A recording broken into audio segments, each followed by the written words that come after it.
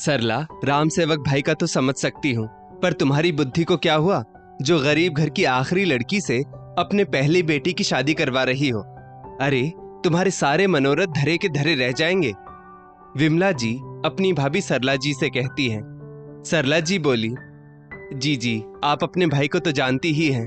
वो दान दहेज के सख्त खिलाफ हैं और सुना है लड़की बहुत ही संस्कारी है।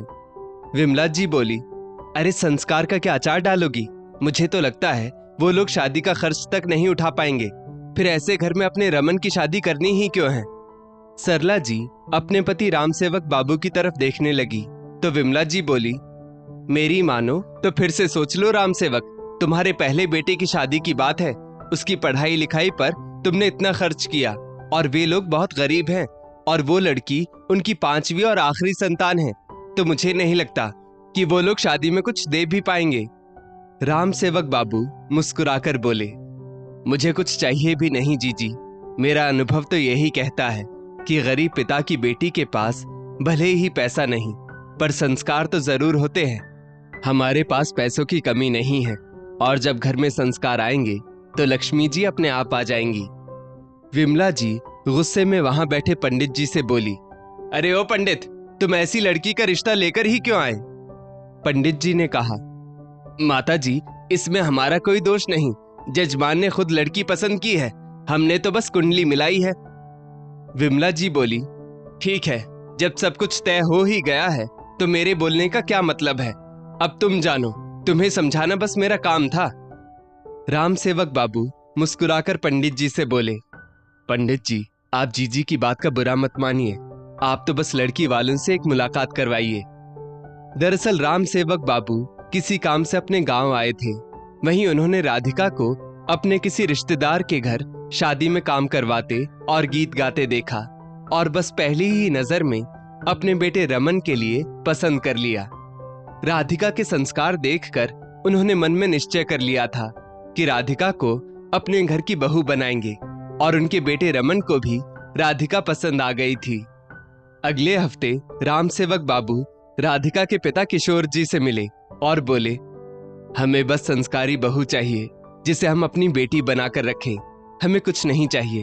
हम तो चाहते हैं कि राधिका की शादी का जोड़ा भी हमारी तरफ से जाए, तो आपको चिंता करने की जरूरत नहीं है।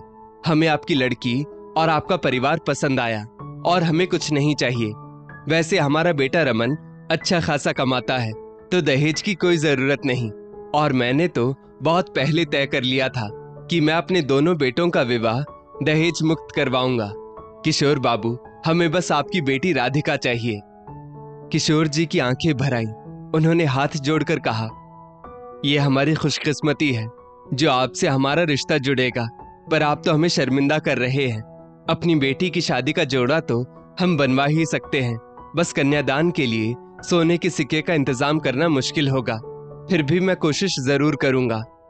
राम सेवक जी बोले, कोई जरूरत नहीं है आपको सोना दान करने की, आपकी बेटी ही सोना है, आप बस उसका हाथ मेरे बेटे के हाथ में दे दीजिए।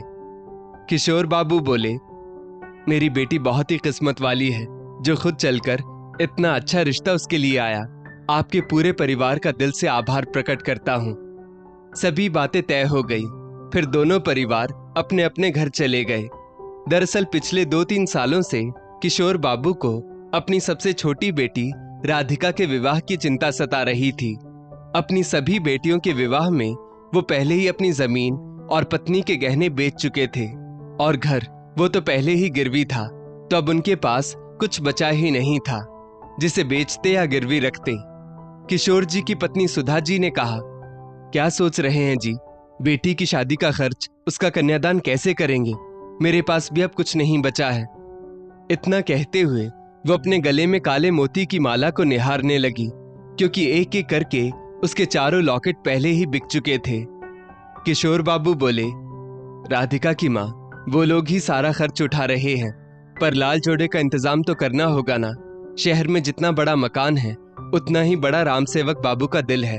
घमंड तो बिल्कुल भी नहीं है, और जानती हो वो तो शादी का जोड़ा भी राधिका के लिए खरीदने को तैयार थे, पर मैंने ही मना कर दिया। कितना तो हमें करना ही होगा। सुधा जी बोली, हाँ, मैं खुद उसके लिए साड़ी तैयार करूंगी, कुछ पैसे जोड़ रखे हैं, उनसे आज ही लाल साड़ी और गोटे किनारी ले आऊंगी, पर सोने की गिन्नी कहाँ से लाएंगे, क्योंकि सोना खरीदने की हमारी औकात अब कहाँ है। पत्नी को परेशान देखकर किशोर बाबू बोले, भाग्यवान, उसकी चिंता छोड़ो, तुम तो बस शादी की तैयारी शुरू करो। दोनों पति पत्नी की आंखों से नींद गायब थी। किशोर बाबू अपने कमरे की टूटी छत को निहारते हुए कहने लगे, गरीब घर की बेटियों की किस्मत ऊपर वाला लिखकर भेजता है। भगवान की दया से सभी बेटियों की शादी अच्छे घर में हुई, तो अब राधिका की चिंता भी दूर कर दे तो गंगा नहा लूं, क्योंकि बेटे की लालसा में 5-5 बेटियां आ गई आंगन में। जैसे तैसे उनका विवाह तो हो गया, अब बस राधिका का कन्यादान हो जाए भगवान। सुधा जी बोली, खाली हाथ कैसे दान करोगे? सदियों से पीढ़ी दर पीढ़ी प्रथा चली आ रही है। बेटी का हाथ जमाई के हाथ में देते समय उसके हाथ में सोने का सिक्का देते हैं, पर हमारे हाथ तो। अचानक किशोर जी की नजर मंदिर में रखे गुल्लक पर पड़ी, जिसमें वो कभी कभार एक आध सिक्का डाल देते थे। मन ही मन हिसाब लगाया और गुल्लक तोड़कर पैसे गिनने लगे। 1101 रुपए थे। इन पैसों से एक चांदी का सिक्का तो खरीद ही सकता हूं। यही सोचकर वो पैसों को सिरहाने रखकर सो गए। अगले दिन किशोर जी को विचार आया, क्यों ना इन पैसों की थैली को ही दान के समय दे दूं। हफ्ते भर बाद ही शादी का मुहूर्त निकला। राम सेवक बाबू बहुत ही कम लोगों को बारात में लाए। वो जानते थे, जितने मुंह उतनी बातें, और बस कमियां ही तो निकालते हैं लोग एक दूसरे की। एक रिश्तेदार ने कहा, राम सेवक बाबू, आपको रमन के लिए गांव की लड़की ही पसंद आई। पैसा इसके बाप के पास है नहीं शादी में खर्च करने के लिए, और आपके बेटे के लिए तो शहर में एक से बढ़कर एक रिश्ता आ जाता, तो काहे देहात की लड़की को अपने घर की बहू बना रहे हैं। राम सेवक बाबू के साडू ने कहा, अरे भाई, हमारे साडू साहब समाज सेवा का ठेका लेकर जो बैठे हैं, मुझे तो ये समझ में नहीं आ रहा कि हमारी साली साहिबा ने भी इनकार नहीं किया। राम सेवक बाबू अपने रिश्तेदारों की बात एक कान से सुनते और दूसरे कान से निकाल देते, पर शादी का पूरा खर्च उन्होंने ही उठाया। जब कन्यादान का समय आया तो किशोर जी ने वो सिक्कों का थैला आगे रख दिया। राम सेवक बाबू ने उनमें से 5 सिक्के लिए और बोले, राधिका आपकी 5वीं संतान है, तो बस 5, और मेरे घर की तो पहली बहू है, तो हमें सिर्फ आपकी बेटी चाहिए, बाकी सिक्कों को रख लीजिए। किशोर जी बोले, लोग क्या कहेंगे, सोने के सिक्के का तो इंतजाम नहीं कर पाया, पर ये तो रख लीजिए। इतना कहकर उन्होंने अपनी पगड़ी उतारकर राम सेवक बाबू के चरणों में रख दी। राम सेवक बाबू बोले, अरे ये क्या कर रहे हैं आप? फिर उनके सिर पर पगड़ी पहनाई और उन 5 सिक्कों को अपने माथे से लगाते हुए बोले, कहने दीजिए लोगों को, मुझे फर्क नहीं पड़ता। मैं अनमोल खजाना आपके घर की लक्ष्मी अपने घर ले जा रहा हूं, वो क्या कम है? गरीब पिता की बेटी के पास पैसों का घमंड नहीं, संस्कार होते हैं, जिसकी हमारे घर को जरूरत है। किशोर जी और सुधा जी की आंखों से खुशी के आंसू लुढ़क आए। बेटी का कन्यादान संपन्न हुआ तो बाकी के सारे सिक्के पंडित जी की तरफ बढ़ाते हुए किशोर जी बोले, पंडित जी, इन्होंने तो कुछ लिया नहीं, आप दान दक्षिणा समझकर ही रख लीजिए। राम सेवक बाबू बोले, अरे नहीं नहीं, ये हमारे घर के पंडित जी हैं, इन्हें दक्षिणा हम देते हैं, क्यों पंडित जी? पंडित जी बोले, जी जी जजमान। उन 5 सिक्कों को एक लाल कपड़े में बांधकर राम सेवक बाबू ने अपनी जेब में ऐसे रखा मानो कोई बहुत बड़ा खजाना उनके हाथ लग गया हो। राधिका को बहू बनाकर लाए और अपनी बेटी की तरह मानने लगे, और राधिका भी अपने सास ससुर की सेवा बड़े मन से करती हुई अपनी किस्मत पर नाज कर रही थी। वो दिन और आज का दिन सभी रिश्तेदार राधिका के गुण और रूप की प्रशंसा सुन सुनकर अपने कहे हुए शब्दों पर लज्जित हो रहे थे, और राम सेवक बाबू अपनी बहू के संस्कारों के कारण गर्व से सीना चौड़ा करके चलते थे।